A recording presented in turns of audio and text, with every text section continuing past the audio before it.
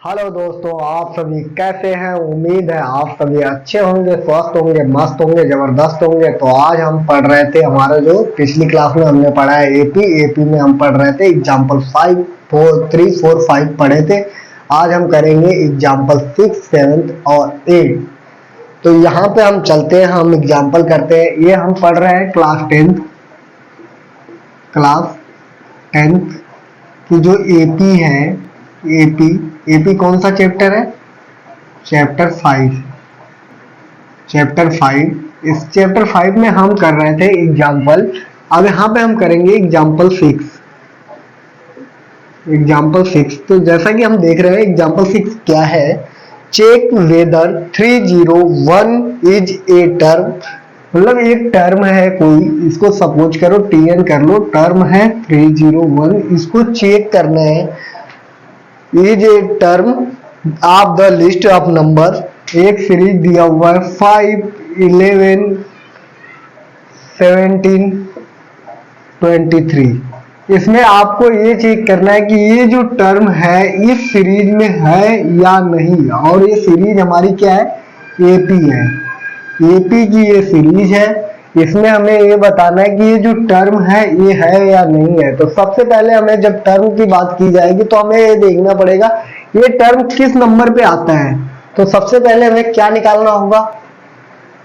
हमें सबसे पहले यन निकालना होगा। तो यन निकालने के लिए हम क्या करेंगे? पहले हमारा सबसे पहले ए क्या है? हमारा ये 5 है।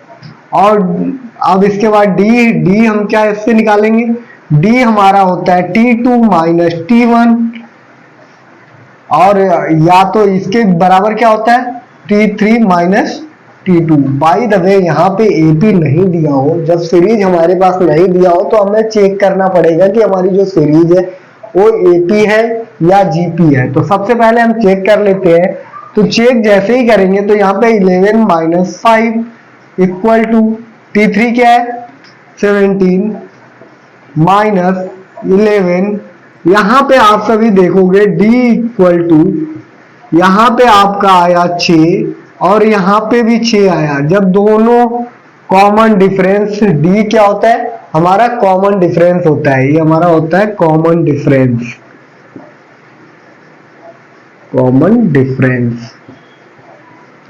तो जब कॉमन डिफरेंस हमारा सेम होता है, इसको हिंदी में क्या बोलते हैं? सार्वंतर। तो हमारी कौन सी सीरीज होती है? एपी सीरीज होती है। तो अब यहाँ पे हमें क्या निकालना है? एन निकालना है। तो हमें फॉर्मूला पता है Tn equal to a plus n minus 1, sorry, a plus n minus 1 into D.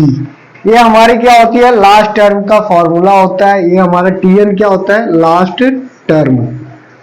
तो यहाँ पे हमारी जो ये टर्म है 301 है, तो यहाँ पे हम लिखेंगे 301 इक्वल टू ए की वैल्यू क्या है? 5 प्लस एन की वैल्यू हमें निकालना ही है, तो इसको हम एन माइनस 1 इंटू डी क्या है हमारे पास?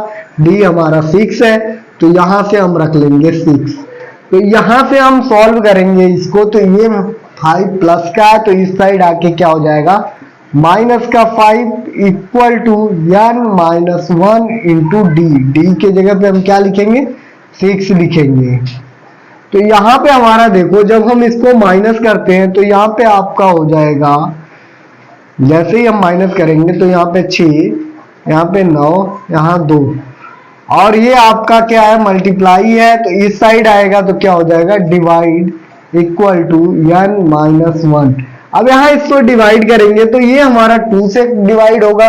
तो यहाँ 2 से डिवाइड हम करते हैं तो ये आपका 3 हो जाएगा। इसको काटेंगे हम 2 से तो 1, 4 और 8।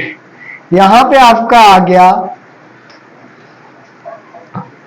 148 अपॉन में 3 इक्वल टू एन माइनस 1। अब एन माइनस 1 आया है तो इसको हम क्या करेंगे? ये 1 हमारा जो है इस साइड आके क्या हो जाएगा? प्लस। तो एन इक्वल टू क्या हो जाएगा? 148 अपॉन में 3 प्लस 1। ये माइनस का था, इस साइड आके क्या हो गया? प्लस हो गया। तो यहाँ पे एन इक्वल टू, जब इसको हम प्लस करेंगे तो ये आपका आ जाएगा 148, इसका भी एलसीएम कर लेंगे, इन दोनों का क्या करेंगे, एलसीएम कर लेंगे। तो एलसीएम क्या हो गया 3 प्लस यहाँ पे हो जाएगा 3, तो यहाँ पे n इक्वल टू क्या आ गया 151 अपॉन में 3। तो ये एक नंबर, जब भी एक नंबर आने के लिए हमें क्या होना चाहिए, हमारा एक नेचुरल नंबर बनना चाहिए। तो यहाँ में नेचुरल नंबर टाइप में तो बन नहीं रहा है, ये बन रहा है इंटीजर। ये क्या बन रहा है, इंटीजर बन रहा है। ये इसको हम बोल सकते हैं रेशनल नंबर भी बोल सकते हैं, जो कि हमें चाहिए क्या, नेचुरल नंबर। एक नॉर्मल नंबर चाहिए हमें, तो हमें क्या चाहिए, एक नॉर्मल नंबर। जैसे ही कोई भी टर्म होता है, तो जैसे पहला, दूसरा, तीसरा, चौथा, पांचवा, तो इस तरह से टर्म बनते हैं। तो हमारा जो टर्म है, ये जो नंबर था, ये जो टर्म था, ये जो पद था, तो ये क्या हुआ, ये नहीं है, ये एपी, इस एपी का टर्म नहीं है, तो ये नॉट एपी टर्म। तो आप सभी को समझ में आया होगा, आई होप। अब हम चलते हैं सेकंड एग्जाम्पल पे, मतलब एग्जाम्पल 7 पे। तो हम करेंगे, आप सभी इसको स्क्रीनशॉट ले लो। अब हम चलते हैं नेक्स्ट अगले क्वेश्चन पे।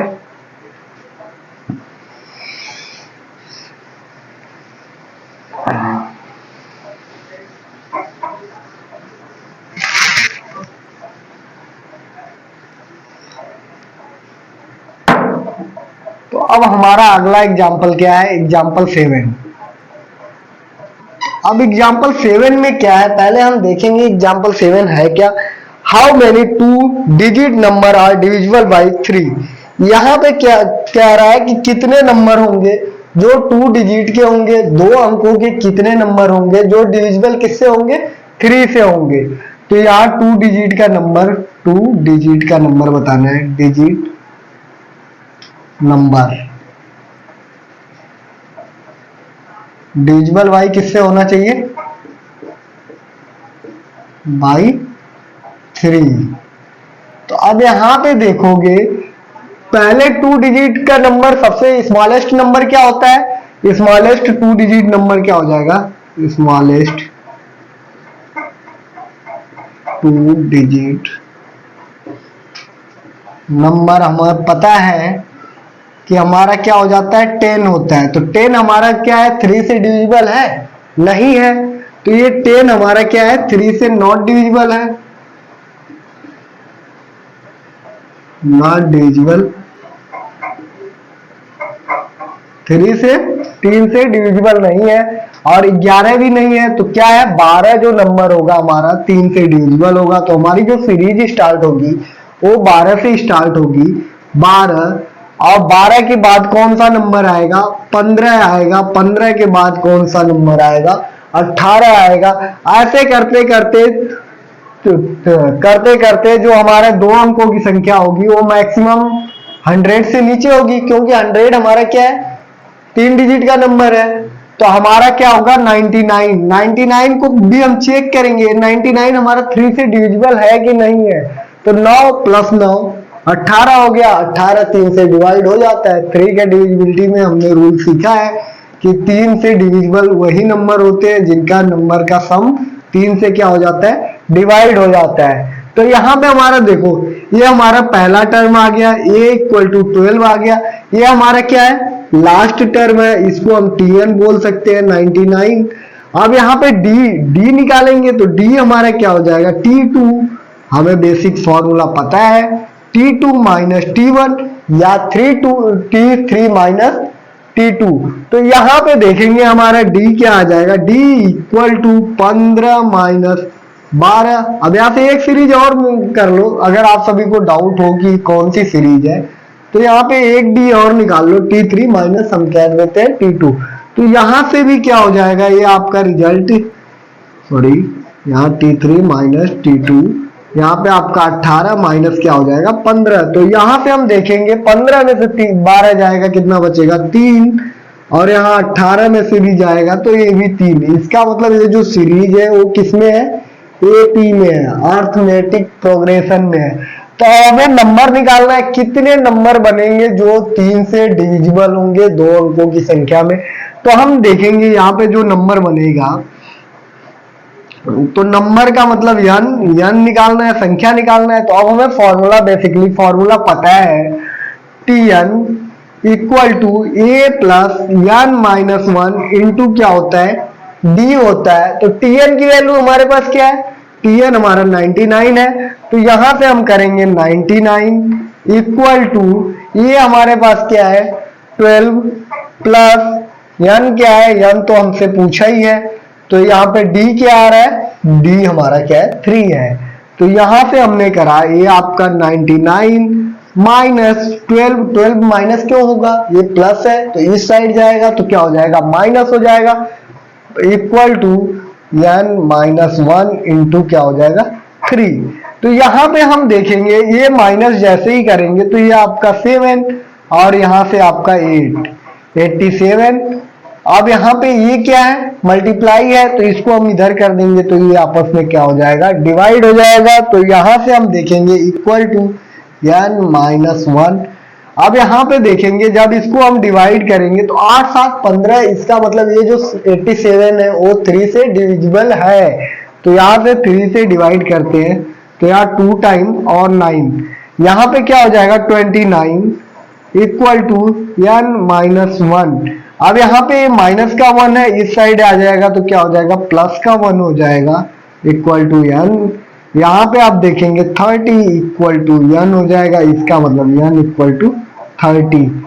30 नंबर ऐसे होंगे जो क्या होंगे, 2 अंकों का नंबर होगा जो डिविजिबल किससे करेगा, 3 से करेगा। तो 30 संख्या ऐसी होगी जो 3 से डिविजिबल हो जाएगी 2 अंकों वाली संख्या में।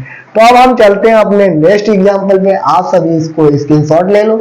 अब हम चलते हैं नेक्स्ट एग्जांपल।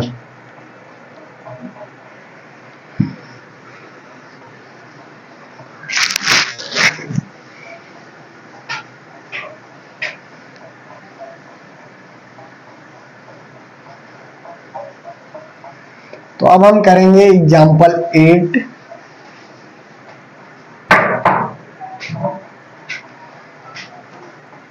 एग्जाम्पल 8 क्या दिया हुआ है, find the 11th term from the last term toward the first term of the AP. AP दिया हुआ है, एपी की एक सीरीज दी हुई है। क्या दिया हुआ है यहाँ पे 10 7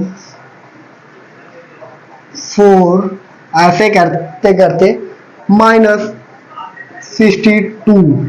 अब यहाँ पे बोल रहा है 11th टर्म बताओ फ्रॉम द लास्ट। यहाँ पे अंतिम से ये क्या -62 है। यहां से पूछ रहा है, क्वेश्चन में पूछ रहा है लास्ट टर्म से 11वां टर्म बताना है, मतलब इधर से कौन से नंबर पे बताना है 11th टर्म। इधर से हमें 11th टर्म बताना है। तो अब हम यहाँ पे देखेंगे कि ये हमारे पास, अब ये हमारी जो सीरीज है लास्ट टर्म से हमने जो फॉर्मूला सीखा है वो कहां से सीखा है, फर्स्ट टर्म से सीखा है, पहले टर्म से।